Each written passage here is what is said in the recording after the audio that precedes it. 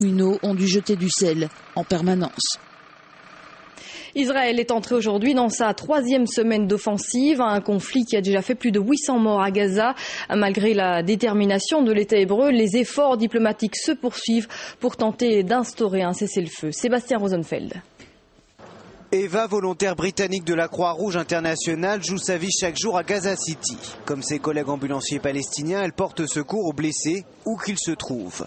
Les bombardements ne font pas de distinction entre militants islamistes et infirmiers. Les carcasses calcinées d'ambulances en témoignent.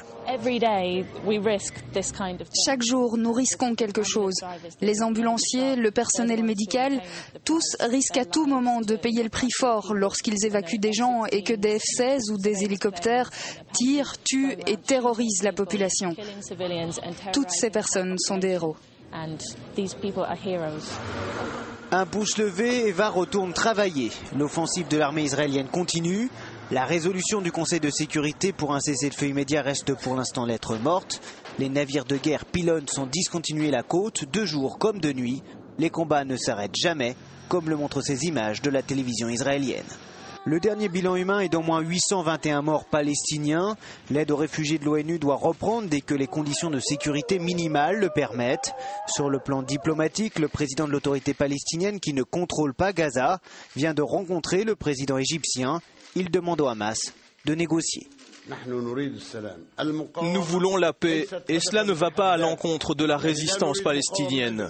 Nous ne voulons pas d'une résistance palestinienne qui détruise notre peuple. Si la résistance aboutit à un bain de sang, alors nous n'en voulons pas. Alors que l'ONU dénonce l'intransigeance des deux parties, de nouvelles roquettes se sont abattues sur le sud d'Israël. Le gouvernement d'Ehud Olmert ne compte pas arrêter son offensive dont l'objectif principal affiché est de mettre fin à ces tirs. Ce combat émeut toute la communauté internationale. Des milliers de personnes manifestent contre l'offensive israélienne, notamment à Paris et à Londres. Un important dispositif de sécurité a été mis en place afin de prévenir tout débordement. Sébastien Rosenfeld. De 30 000 à 100 000 personnes dans les rues de Paris. Cette manifestation est la plus importante en France depuis le début de l'offensive israélienne. Au cri de « On veut la vérité », ces femmes et ces hommes dénoncent l'attitude du gouvernement d'Ehud Olmert et affichent leur solidarité avec le peuple palestinien. Militants des droits de l'homme, membres du Parti communiste français associatif, juifs laïcs, ils critiquent tous l'inefficacité de la communauté internationale. Écoutez, nous avons un devoir moral, un devoir éthique, un devoir d'humain, d'être solidaire aujourd'hui avec la souffrance et la douleur du peuple palestinien. On essaye de faire croire à tout le monde et à toute la France que les Juifs de France sont derrière l'opération qui se passe à Gaza, qui est une opération meurtrière et absolument inadmissible contre des populations civiles. On est dans une situation de crime de guerre. Il est fondamental qu'on démontre, et on le démontre tous les jours, que de très nombreux Juifs ne partagent pas cette vision du monde. À Londres aussi, ils sont des milliers à défiler pour critiquer les bombardements sur Gaza. La crise humanitaire qui ne cesse de s'aggraver dans le territoire palestinien est sur toutes les lèvres.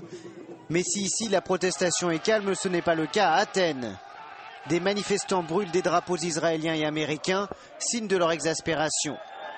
De l'autre côté de la Méditerranée, le ton est beaucoup plus martial.